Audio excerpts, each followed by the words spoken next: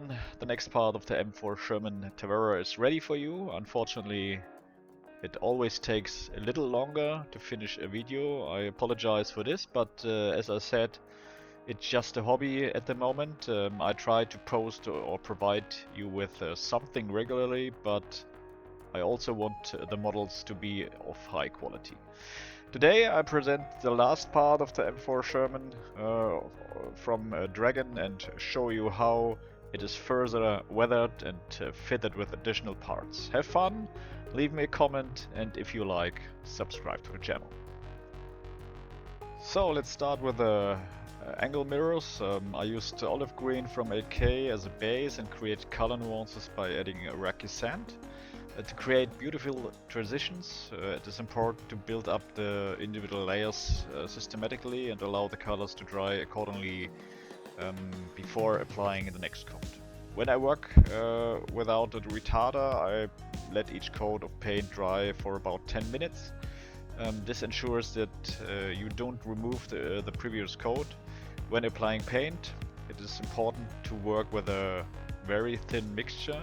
As a rule of thumb, I would say 50% paint and 50% thinner, e.g. water.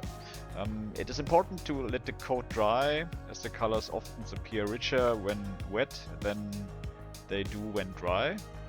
Depending on how well the paint covers, you may need to apply 2 to 3 coats, but AK paints cover really well. It is important to shake them well beforehand. For the lenses of the angle mirrors, use a shade of blue, which looks most natural to me. Here it is advisable to use a brush that can absorb enough paint and then let the paint run into the edges. If there are no edges, you will have to do it freehand, which can quickly go wrong if you have a shaky hand. You can add chippings at the end with some aluminium paint and a really thin brush. I recommend size 5-0 or 4-0. And after everything is dried properly, then you can apply a dark wash to create more depth.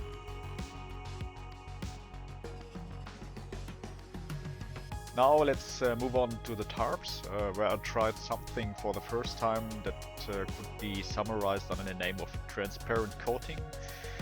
Here the paint is applied very thinly in several layers, with the pre-shading still showing through the paint application, thus preserving depth and shading. Usually 3 to 4 coats are sufficient, and each coat should be allowed to dry thoroughly before applying the next one. However, you will only see the effect properly once the colors have dried, and this provides a nice basic for further color modeling. In my opinion, this method is more effective than starting with the base color and then modeling highlights and shadows. But here too, there are different camps among modelers: the pre-shaders, the post-shaders, and the no-shaders.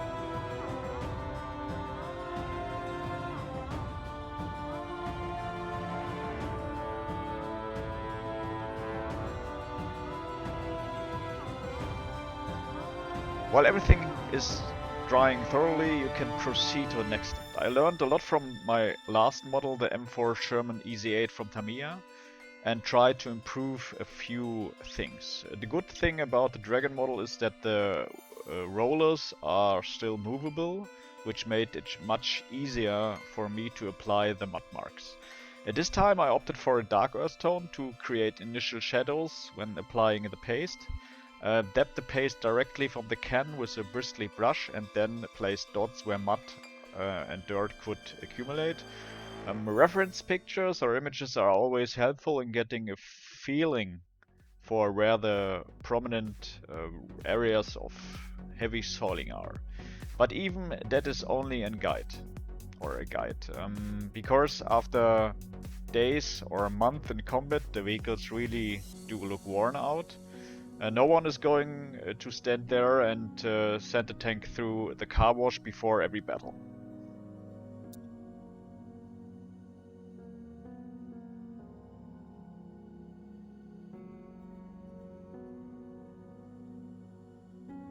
The paste dries very quickly and you will only see the effect once it is completely dry. When wet, it can sometimes look really bad. If you are unsure, it is better to apply the paste in several layers and see what you like best. And the next step, we will begin to apply a light mist of color with Tamiya Buff. It is important to dilute the paint heavily and apply it in thin layers. This will allow you to further increase the contrast and to create depth.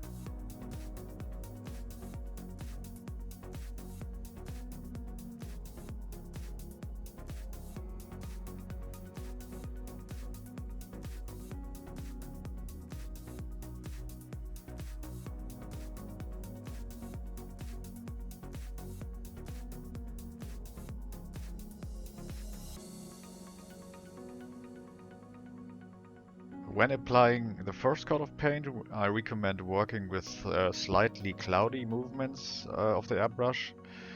Always walk in individual segments and see how the paint builds up.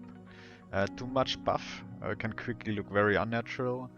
The further modeling is done with animal products, African dust, damp earth and fresh mud. Here I initially tried to let all color variants dry before continuing with the next one. However, I quickly discarded the approach as very beautiful effects are also created when the colors mix together and create beautiful transitions when blending with odorless thinner. However, it is important to remember that the dark areas should be applied to the rear and lower areas. It may also be necessary to apply several coats of individual colors here and there, depending on how heavy the dirt should be.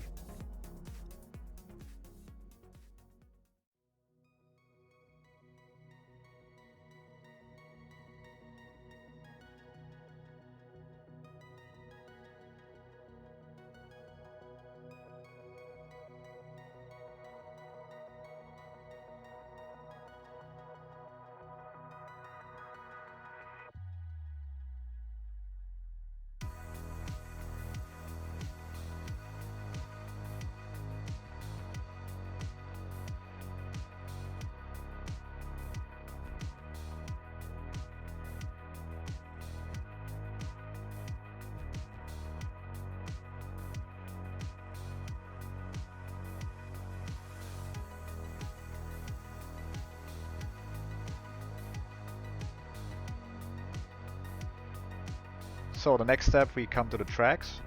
One of the components that always provokes a wide range of opinions is the track chains. In my opinion, there are model builders who go completely overboard and those who do nothing at all. I always try to strike a balance here because track chains can quickly throw a model off balance. That's why you should really consider what is realistic and not skimp on effects. This often involves a combination of different products and techniques which ultimately achieve a great result. As always, you should start with a dark primer to make it easier to create shadows.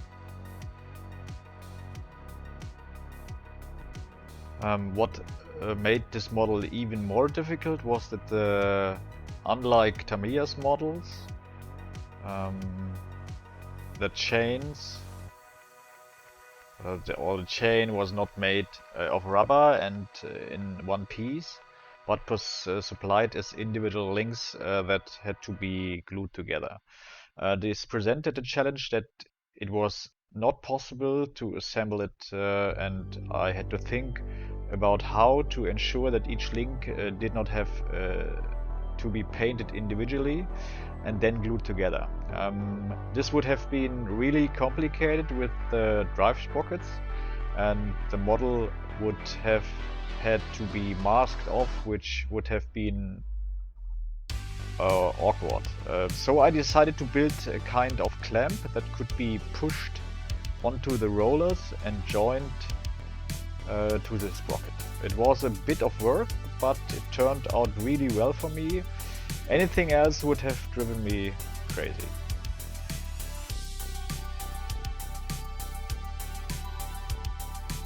After priming, paint the tracks grey first and then apply a floral mist of brown. Here you have to decide for the first time how much weathering you want to apply to the tracks. The older they are, the more brown you should use. After about 2 hours of drying time, you can start applying in the mud. Here you also use the dark earth from AK, just to make sure that there's no difference between the tank or the hull and the tracks. So you should always use the same color variants on the model and each part of the model. Dab it onto the tracks, remove the paste from the contact points with the ground by stroking it with your finger. These should then dry for another 3 to 4 hours before you continue with the next step. At the contact points of both the rollers and the ground, the track will naturally reel the bar steel, so paint these areas with a steel tone using the dry painting technique in parts. Don't worry too much about this, as the washing and the weathering steps will tone down the effect somewhat. And also in the sand, the tracks will be almost pure steel, as it acts like sandpaper.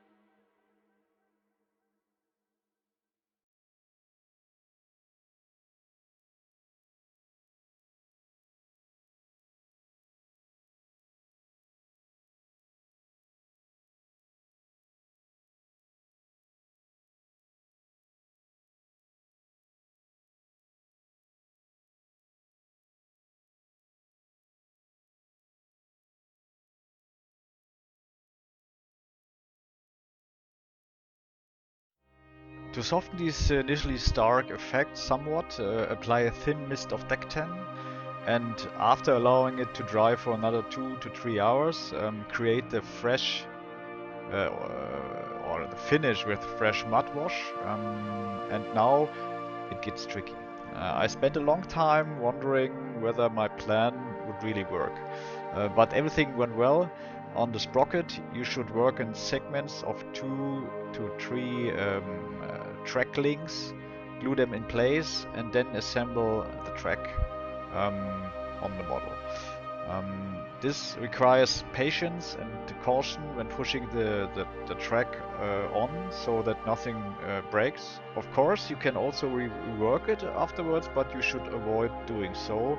Of course, you have to do this on the sprockets or the sprocket. There's no way around it, but otherwise I could have painted each chain or track link individually.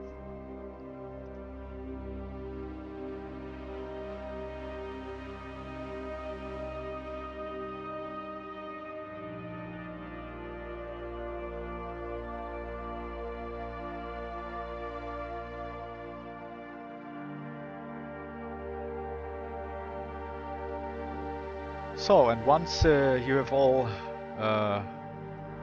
that, you can add some extra bits and parts, and the model itself is done. I hope you had the same fun as I had.